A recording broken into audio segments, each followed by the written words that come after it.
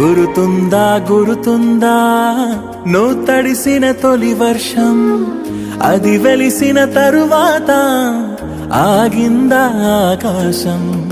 గురుతుందా గురుతుందా వెలిగించిన తొలి దీపం, అది ఆరిన తరువాత మసకైందా ఈ లోకం. జల్లులో హాయిని చూడాలంతే, వెలుగులో అందం చూడాలంతే. అది తొలిదా మలిదా నీకెందుకే?